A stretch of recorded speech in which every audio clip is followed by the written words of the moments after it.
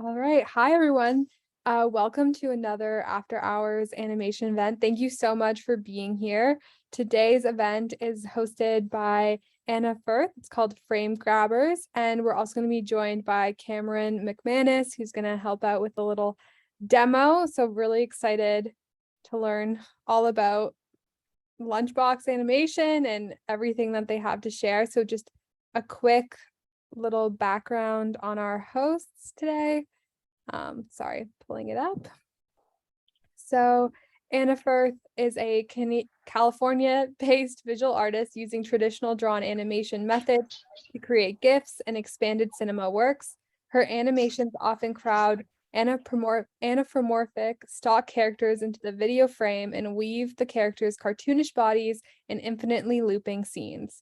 Anna graduated from Carr University's MFA program in 2018 and previously attended the Evergreen State College in Olympia, Washington. And Cameron is an animator based in LA and a Lunchbox aficionado. So with that, I'll let you both take it away. Okay, gotta locate these slides. Where did they go? Hi, everyone. Welcome in.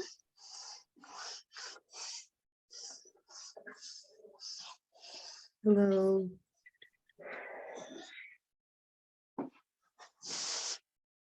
Okay, I have found the slides.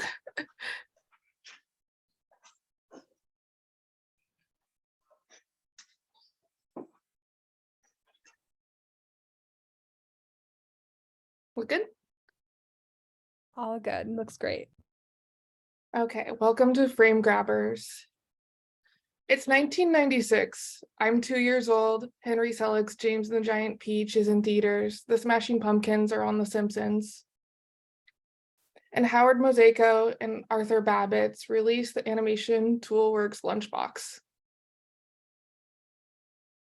So the Lunchbox is an animation capture system, and it exists totally without a computer. All you have to do is hook up the Lunchbox to a monitor, a camera, a power system, and this captures animation right onto VHS. So this is kind of a cool invention because it takes animation from this kind of mysterious, like torture chamber animation stand kind of thing and compresses all of it into a little lunchbox that you could carry on the go.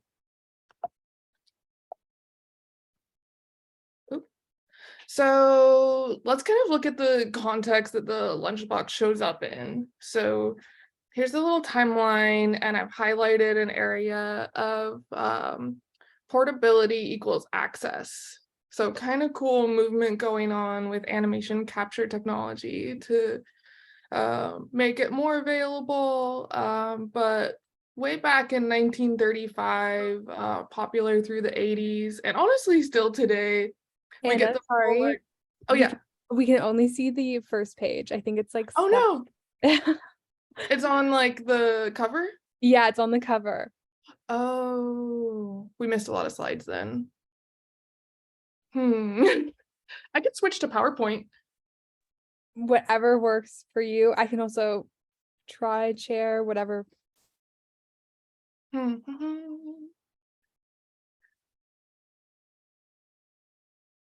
Okay, we're gonna lose my fun fonts, but that's okay. Jonah recommended to try resharing to see maybe if that Thank works. you, Jonah.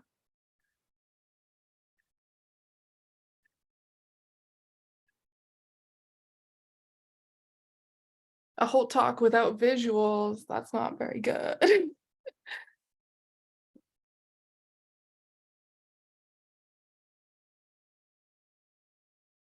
Okay, so can you see pages change? Yeah. Yay. Looks good. Okay, so here you can go back and see a couple of the visuals. Maybe if I don't make it full screen, it'll behave better. So here's our 1996 context and the reveal of the Lunchbox system, and then graphics for the Lunchbox. So this is the visual for what the Lunchbox looks like, representing the Lunchbox Sync and Lunchbox DV. minus the original guy, because it wouldn't look too cool in a graphic. And then here's our diagram for the Lunchbox connecting to monitor, camera, and power and VHS. Super simple network. Okay, so here we are looking at our era of portability and access, starting with the Bolex, and then we have the Lion Lamb system, VAS capture, and then we have our trilogy of lunchboxes, and then leading up until now, where we are in the era of unlimited access. We have Dragon Frame, we have Stop Motion Studio on phones. You can pretty much capture animation without any kind of barriers these days. So it's kind of cool to think that like we live in a time with such unlimited access to animation, but I also like this moment of the Lunchbox because like it makes me kind of grateful for what we have now. And so looking back at the Lunchbox, it's such a weird piece of technology, and the people that used it hyped it so much and came up with these kind of weird poetic uses for it. So I think it's just an interesting moment. And we're seeing them kind of popping back up as they get thrown out from schools and stuff. So 1935, Bolex H16 comes out. And what's cool about this is that both amateurs and professionals love the Bolex. Kind of anyone could get one. And you'll have people like taking them mountain climbing, tossing them around, traveling with them, using them out of the studio. Super rugged camera. Probably a lot of people here in the Zoom have used one. And this like portability starts unlocking potential for spontaneity, which is a great element to have in animation. And I just love the pictures of people like using Bolexes out in the wild. I mean, these people probably aren't animating, but we can rewrite them as animators in the field capturing land art. So after we kind of go through our Bolex days, we arrive in 1976. We've got John Lamb, who I had never heard of as an animator. But he had made animation for surfing videos, which is pretty cool. He's still around to this day, and he had done a Tom Waits video, but he's kind of part of this era of ingenuity and inventing and kind of film animation technologies. So he's got his art studio right on the ocean side in LA. Or probably actually outside of LA. I don't know my Southern California geography, but some kind of oceanside, distant enough from LA where it's a burden to him to have to leave his studio to develop film and sit in traffic. So he develops a pencil test machine that he's calling a VAS, video animation system, called Lion Lamb. So luckily he finds someone with an equally interesting name. I think Bruce Lyon to partner with. They make this machine. And it's kind of like somewhere in between VHS recording, like copying something off a TV, and the Lunchbox. So it kind of looks like a reel-to-reel to me. And it's clunky, you're kind of able to capture frames, play them back, and test it. And it was more used as a test before you would shoot animation onto 16 millimeter. And I believe I might have included it, he had like a brag sheet of all the people that had bought one of these. Oh yeah. So Disney Studio immediately buys one to try to copy it, take it apart and rebuild it, but they couldn't. And then like Bakshi Studio buys one, a bunch of people. Yeah, he's got this list here, really small. CalArts gets one and uses it for years and years. Was that just a woo for CalArts? And so this guy, he's really into this invention. He's getting more time to surf.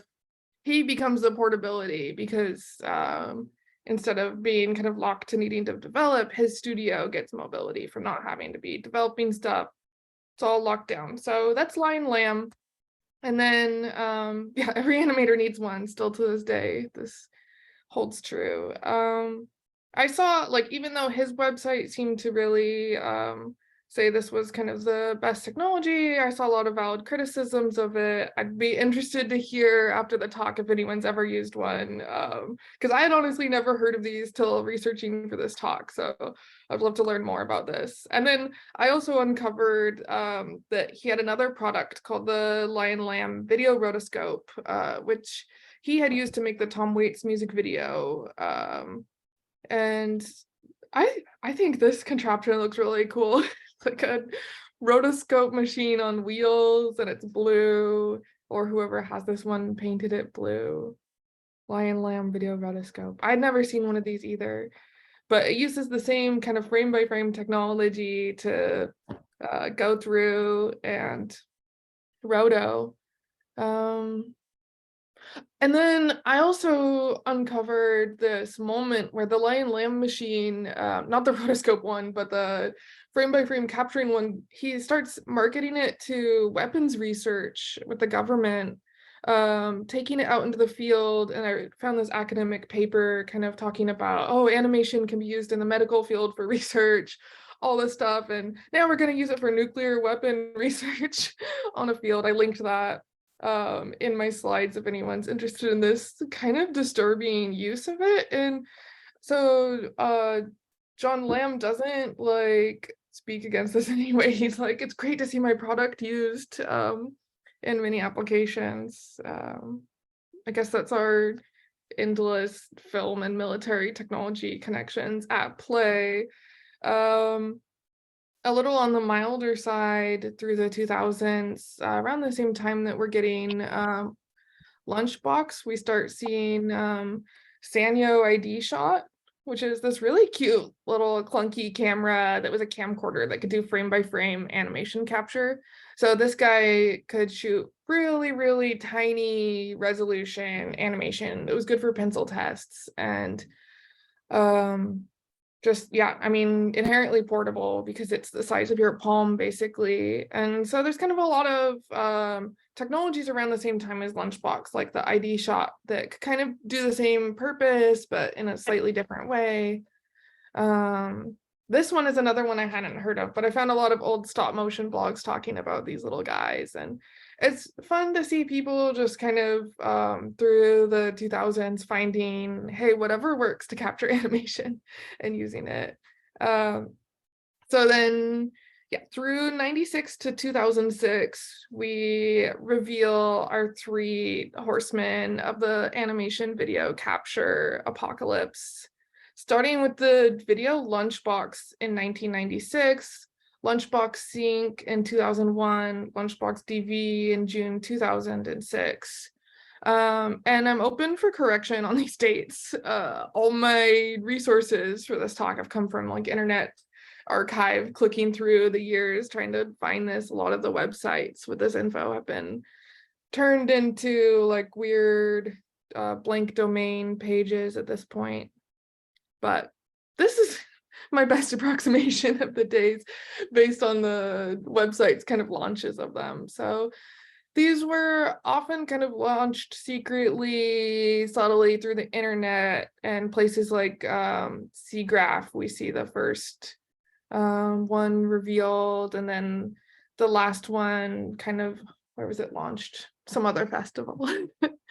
But yeah, these are the three in their designs. The first one, super different. This is the guy that I have two of these ones. It's kind of more similar to like a guitar pedal than an animation capture device. And then the other two kind of adopt the more Lunchbox style. So yeah, video Lunchbox 96 comes out of nowhere, surprises everyone. And so people are given this long kind of handout describing how to use it and why it's kind of a radical tool. You don't have to learn like an annoying computer. Like all you need is BNC cables, a security camera, like CRT monitor, and you're making animation. The buttons are simple, the graphics are straightforward. One thing I like about it is like the loudness of the buttons. They have like a really good click to them. Good old rugged tool, harkens back to the Bullocks for sure. And I mean, I'm looking to maybe unpack these prices with someone that wasn't 2 years old in 1996, but this doesn't feel very accessible to me. I would still say this is like more than a MacBook costs today. So wondering about these when we get to the end. But I guess if you think about who was buying these, it was often schools, production companies, like art house animation studios, children's museums. That kind of place was probably being paid for with bigger budgets than the independent animator, and it would take kind of years later for these to trickle down. There's still $100 to $200 on eBay for like parts and scraps, so we're still not paying $2,495. How many dollars per frame is that at 256 frames? Good heavens. The second one we get is the Lunchbox Sync, red and gray, no software to learn, and no mouse. Yeah, no pesky computers still. And I kind of love the anti-computer mentality of the Lunchbox branding, while it's also like fully buying into the like new like HTML website look, with all these like website testimonial sites kind of things. And then 2006, which seems late for this. I always thought it was older than this. We get Lunchbox DV. This is probably the one people are the most familiar with. I had one of these at my college. A couple animators are using these today, and this was kind of a stop motion studio staple through the 2000s for little tests, pencil tests, that kind of thing. This was probably in a lot of your schools, whether visibly or invisibly. And so a lot of my excitement for the Lunchbox came from reading this article that has kind of been floating around. When you look up lunchboxes, there's not a lot of info. But we do have this article from 1998, Kelly B. Rainey at the time, who I tried to track down and find, and I found that she's now Kelly B. Cooper, a kind of industry professional, professor, but wrote for Animation World Network back in the day. Kind of like, I think that she went to, from what I could tell from the article and pictures and stuff online, like I love this CGraph 96 graphic, but she went in 96, got the first Lunchbox or learned about it, and then wrote this article kind of what's all the hype about.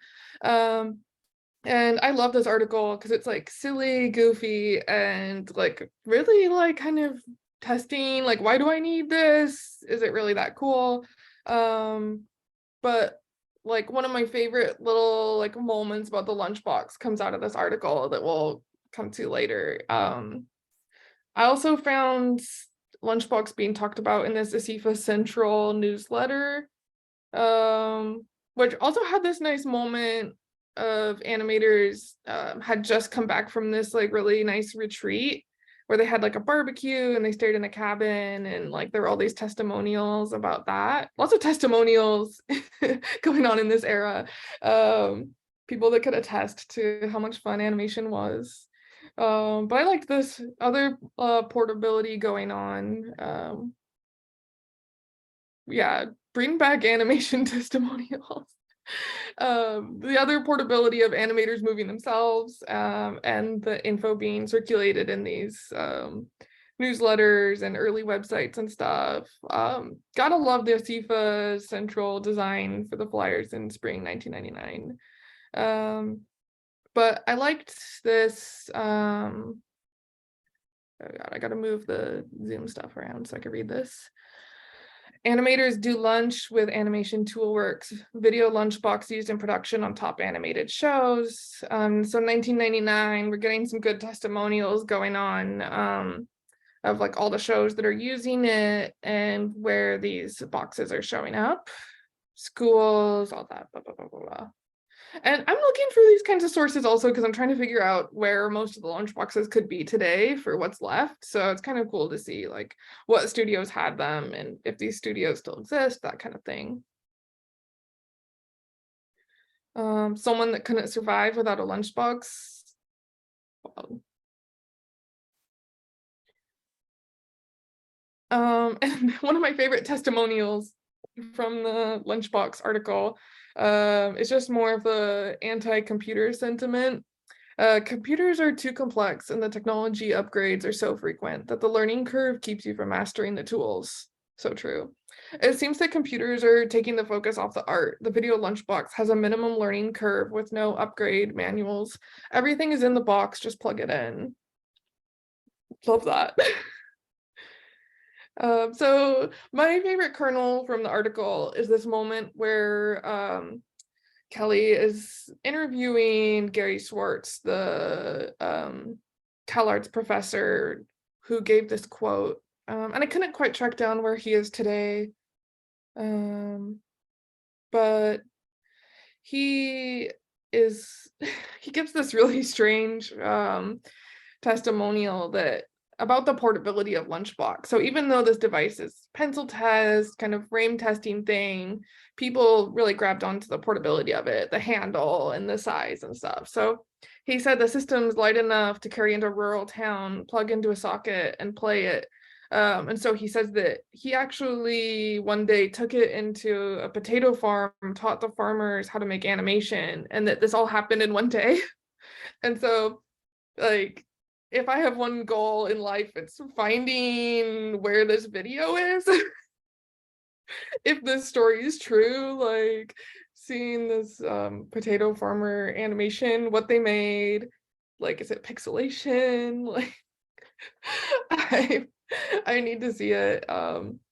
It's probably, I mean, if it was made on Lunchbox, it's probably on some VHS somewhere. So, uh, and yeah, also, where are the plugs in a traditional potato field? Also a question that I have. Like, this is like one of the strangest like moments in people talking about Lunchbox for so many reasons. Because yeah, like why do farmers need to animate? Why do we have this idea that farmers are like non-artistic, like rugged people that need to be like brought into the animation world and like have their hand held through the art like creative process? And then yeah, like I don't think most potato farms like had a field house where you could like get an extension cord going. And then the Lunchbox manual itself suggests that it has like really sensitive electrical components and to not use an extension cord, which yeah, just brings up yeah, so many issues with this story. But I can't get it out of my head. And we see like the connection between farming and Lunchbox later too with the inventor. So kind of jumping ahead a little bit, March 2008, Dragon Frame is released, which is great, but great for animation, bad for the Lunchbox because Dragon Frame does so much more because it's fully like digital. You can do all your pencil tests, delete it, whatever. It's not a big deal. And as the Lunchbox falls out of popularity, it's pushed like out of the way. My Lunchbox was in some cupboard in San Jose State. Probably has been there for years and years. So lunchboxes are taken away. Their counter space is reclaimed for computers. They win in the end. And many are saved in auctions, dumpster dives, eBay sales. Unfortunately, most of them were probably just sent to the landfill because part of the Lunchbox animation toolworks mentality was that only the inventors could fix them. No one else was allowed to open them, tinker with them, and fix them. So they're kind of hard to repair if they are broken.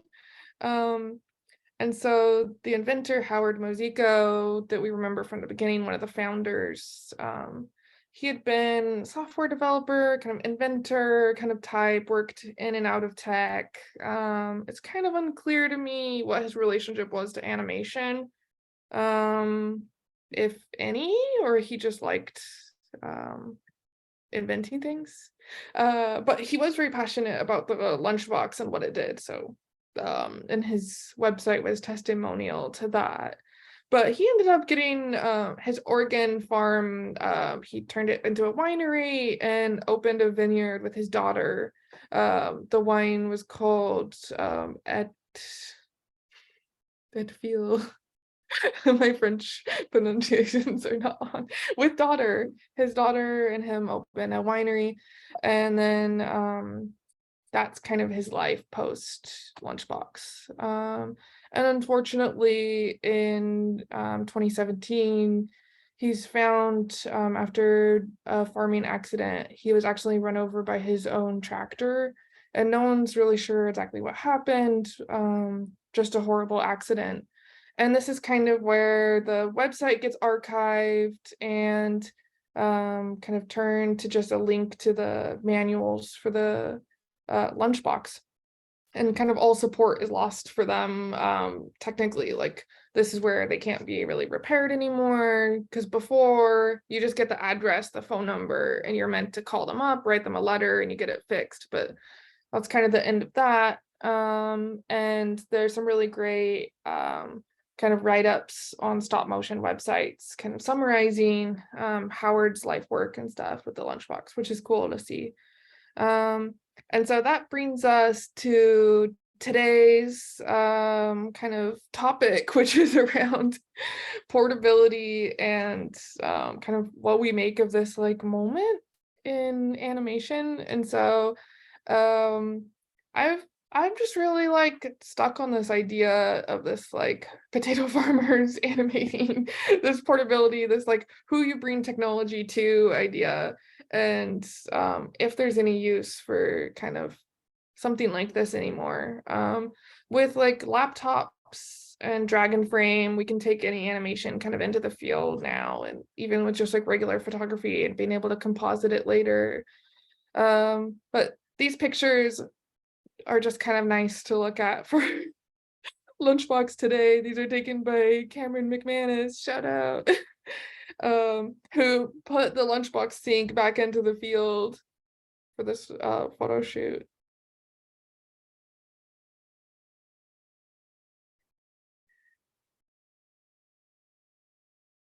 And so we'll get a quick demo of the Lunchbox in action after this, but just to kind of leave us, I guess my lasting thoughts are just an appreciation for the widely available, accessible tech we have today, and like the curiosity that I have for where a lot of analog technology is going right now.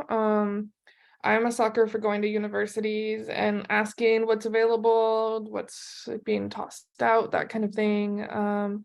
And kind of how we could recycle this if there is a use for lunchboxes now, beyond novelty. It is kind of cool, the idea of like writing animation to VHS in a limited way, but if they're hard to repair, impractical, if there's not enough outlets in the potato field. And then, yeah, just this general idea of like artist tools and how like our area of animation is like shaped by the technologies that are available and how interesting that is. And so like for the new portability, I think my kind of thoughts for like the future of like animation portability, if we think back to that original timeline of the Bolex to Dragon Frame, is maybe the new portability is moving artists, bringing artists to different places, not the technology. A la 1999 barbecue retreat for Asifa Central, or moving equipment. I've been working on making a gear library out of all my analog equipment collection, like the lunch boxes and animation stands and stuff. So maybe that's the new portability, is being able to like repurpose old equipment to be moved to other artists to create like a shared access tool library style. Or maybe we need a new lunchbox. Cameron and I have talked about the potential for like making a Raspberry Pi lunchbox. I've seen kind of random threads online where people are talking about the same thing, and kind of it always circles back to like, why, if we have Dragon Frame, would we do that? But like we have digital effects for making guitar pedals and we still have physical guitar pedals. So there's something kind of cool about the physicality of the lunchbox. So maybe some kind of new, I'm thinking pink shell, like orange buttons, something kind of like fun with a big like spiral cord that can go all the way across a potato field.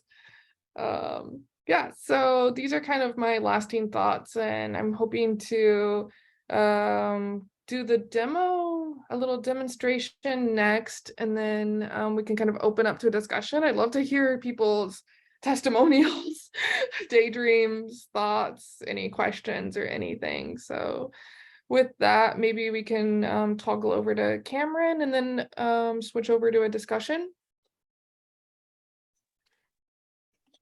That'd be Sounds- great. Oh, go ahead. Yeah, I've got a little demo set up here with my lunchbox. And I thought it'd be fun to show everybody sort of what the experience is like of using it. Do I need to do anything to full screen my video? It should be good now. Okay. So I'm streaming it through my video feed if nobody sees it. But yeah, so this is my Lunchbox Sync. It's the second generation, obviously. Something that I can't show, but that is really interesting, is you can actually record audio over your the kind of footage that you create in this, and then you can adjust the timing so you can do lip sync kind of pencil tests and stuff like that. It's funny that Anna mentioned that it's very sensitive to electricity because there's no power button for on and off. You just have to plug in this like standard computer cable and it'll pop on to life. And I don't know if you can hear the fan going, but it's definitely audible. Oh yeah, I heard they're really loud. It's really, I'll move my mic. Maybe you guys can hear that little fan. It's very funny. But yeah, I don't know if you can read this screen, but you can see that there are reels on it. I think there's like 15 or 25 reels total. 22. It goes up to 22 reels, and I think it can capture about like maybe 999 frames or something like that on each reel. But the cool thing about it is you can set frame lengths to be as long as you want. So you could make like, if you can keep it under 99 frames, you could make an hour movie if you wanted to on a Lunchbox.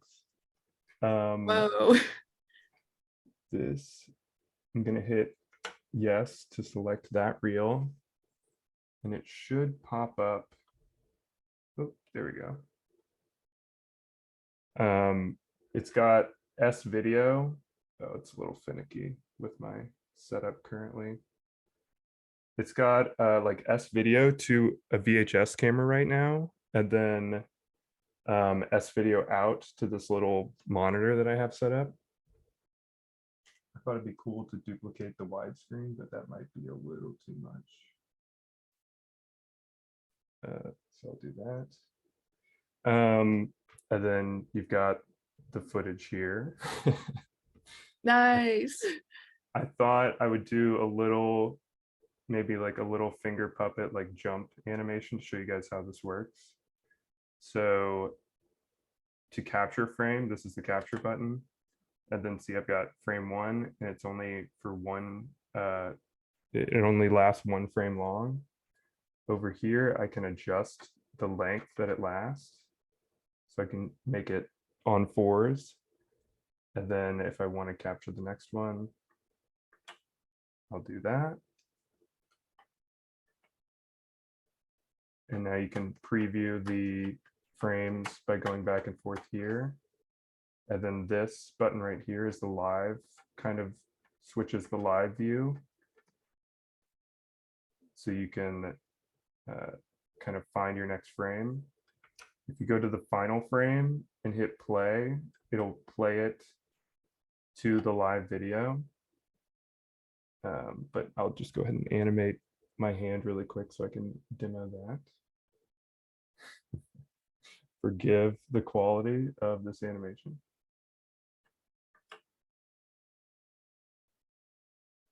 Oh, the little bounce.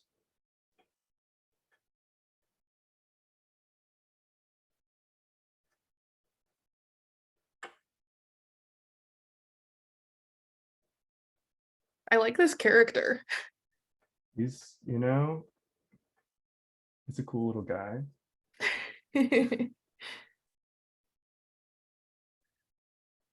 Maximizing the puppeting I can get out of my hand right now.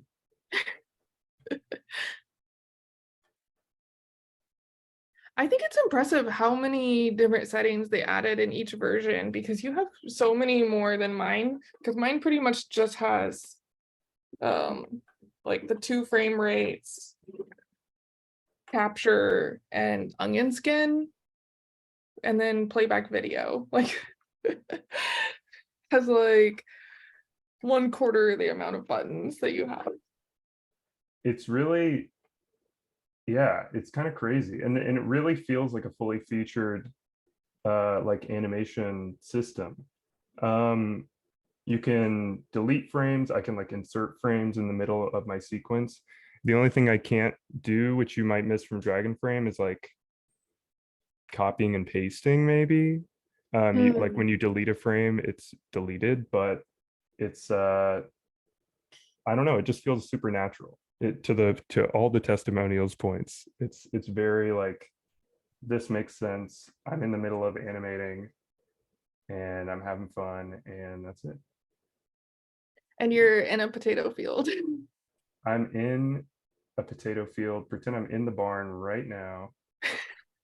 Just finished the day's work and it's time to sit down and get some animation. Generator running. Yeah. So then,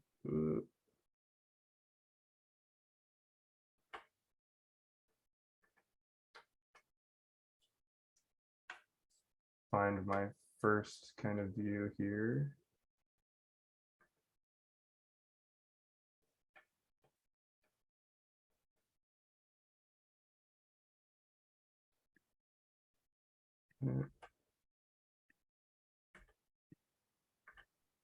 Okay. Well, I might have just overwritten actually a lot of frames. Yeah, I think when I switched to the frame I was on, I overwrote frames. Oh, dang. Oh well, but I'll show you a demo that I already made, which will be simpler. So it's in a different channel? Yeah, so this is on Reel 1, and here I have a little walk cycle, and it'll play it once if I hit play, but if I hold it down, it'll loop it, so that you can kind of watch a full loop going. Wow, that's awesome. Yeah, it's really fun. And then another fun thing is if you hold down the live preview, it'll like flicker between the live preview and the demo in an interesting way. Let's see. I'll take that picture.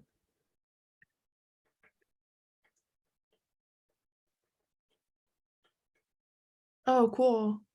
Yeah, so there's a way, I don't know, it's just fun to like watch a live view and your single frame flicker.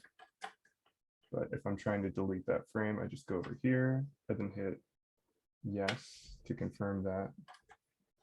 This is also a really interesting key because it's kind of like a shift key. It'll ask what you want to apply it to, and then any of these buttons also have multiple properties. If I hit it again, that's how I back out to the other reels. And there's just all kinds of other options you can do with like recording the audio and doing things like that. Oh yeah, that's another thing, is the last two versions had audio capabilities, which is pretty wild. Yeah, you I think you like hit this shift key and then hit uh, one of these audio buttons, and you hit play, and it just has a 3.5 millimeter jack that you can like play your recording of whatever you want into while you hit play, and it'll record an audio file kind of separate from the frames for as long as you want until you stop the recording thing, and then you can adjust like the sync of the audio with this back and forth buttons um, to like line up your lip sync and test it out. That's really cool. Well, maybe with that, we can toggle over to discussion. We have some comments in the chat. Thank you so much for the demo. But if people have kind of testimonials, Yeah. dreams, thoughts, questions for either of us, we do have one in the chat from William, who says, I can imagine a reinvention of the lunchbox being popular in schools. Animation is such a popular teaching tool. If it had an integrated monitor, camera, and lights, so teachers who don't have time to make decisions about how equipment links together have something they can purchase and intuitively plug and play with minimal setup. Totally. I mean, that also describes an iPad, but for sure. I think something kind of, yeah, one unit would be really cool and like exciting. Yeah, there's definitely something powerful to it just being one function, one kind of use tool, and being like a black box of like, you put the frames in and you get the frames out and they just kind of live only inside this device. Like I actually found, I might be able to show on camera. I found one of my lunchbox things was from a classroom, and it had like student projects. It had some student projects like on the lunchbox still. This is cool. Some wrestlers fighting. You should upload that to YouTube. Yeah, I can definitely like get these online somehow. And then someone was like shifting the camera, and they had a shot of their friend like working on the other lunchbox. Oh, you gotta track down these people. I know, they have their names at the end of the videos, but it's such a cool little time capsule. Jonah asks, how did you get the footage off the lunchbox? I mean, this is just recorded with my phone. It really is an S video out, and I think there's like a DV out, which would be a really old kind of monitor option, like early 2000s monitor option. But the same way you'd record from a VHS, so you can get kind of S video to HDMI outputs and then record from there. So any questions from anyone else? Anyone want to hop on the call and ask anything? I kind of, sorry, it's Jim here. This is absolutely beautiful. I mentioned this in the chat, but it strikes me is that it feels so much more personal as a working space, that compared to the modern tech where you can do anything, upload it and send it out, that this kind of machine just allows you to privately experiment and become so much closer to the process. That really feels quite an emotional thing to these physical objects. Yeah. Totally. Yeah. I That's agree a really completely. good way of putting it. You should definitely make one. Definitely. I'd buy it. But there's an interesting thing in the gaming world. There's quite a few people doing similar things. There's a thing called Playdate, which is a physical games thing. It's really obtuse. It's extremely niche, but the volume of people that are in that niche bracket are, there's thousands of them, and that they will buy them.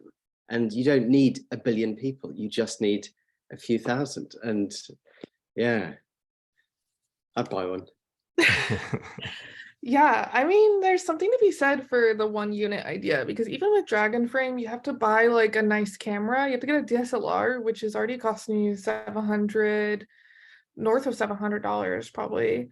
And then like, yeah, now with like tiny cameras and stuff, with like webcams and the quality of like little portable cameras, you can have such a good like one unit thing, even if it was just like a wooden box with like a little like iPad in it running the system. Yeah, that's a great point mentioning the play date, because teenage engineering's like OP1, it just being like an input device and output device, but extremely simple, meant to exist like in this little box. It seems like such a great tool that people can wrap their brains around and just experiment with and just hold in their hands in a way that a laptop doesn't give you that experience. Absolutely. And discover new things, in a safe area. Yeah, absolutely. Oh, it's teenage engineering that makes it. I think teenage engineering worked with a video game company to make the play date. Oh, they make Or cool they stuff. Yeah, It's absolutely. absolutely beautiful. Yeah.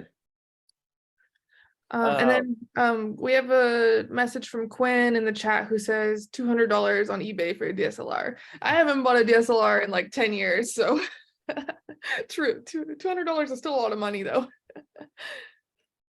Yeah. Can you hear me? This is Jonah.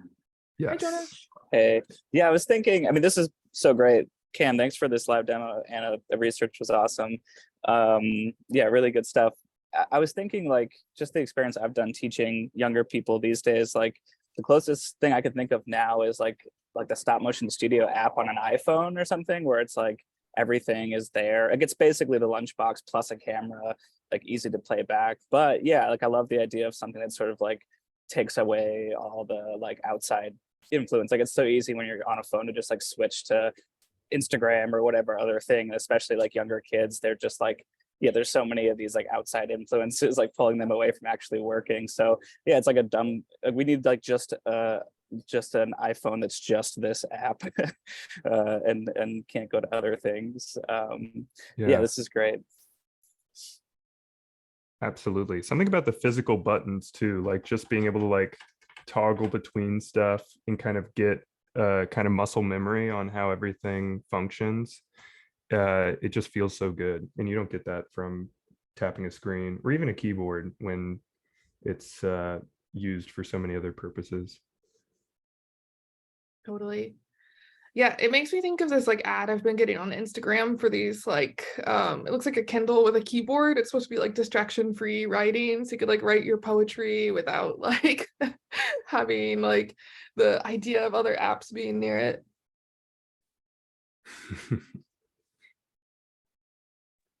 So Isn't funny. that a typewriter? Yeah. True.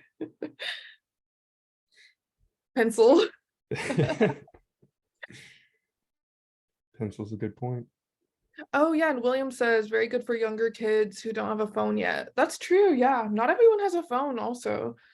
Like this could be a good technology to have available in like a library or other places that don't have phones. I mean like I don't Yeah. know, prison. I don't know. But Yeah, also, yes, go I'm ahead. sorry, Cameron. No, I was just about to say that we all, as kids, liked the challenge of limitations of what other people can do with a limited resource, and it's that kind of thing that really encourages and engineers, this really kind of clever thinking. So you limit people, you limit the kids doing this or the animators doing this, and the results that come out are judged by those limitations and become richer because of it. Mm-hmm. Totally. Absolutely. Yeah, I definitely have fond memories of playing with my parents' like VHS camcorder, and it only existing in the VHS camcorder, and you go and plug it in and show somebody, and I mean that experience is invaluable. And I'm sure very kids can do that times a million with iPhones and social media, but it's something special about that in-person connection.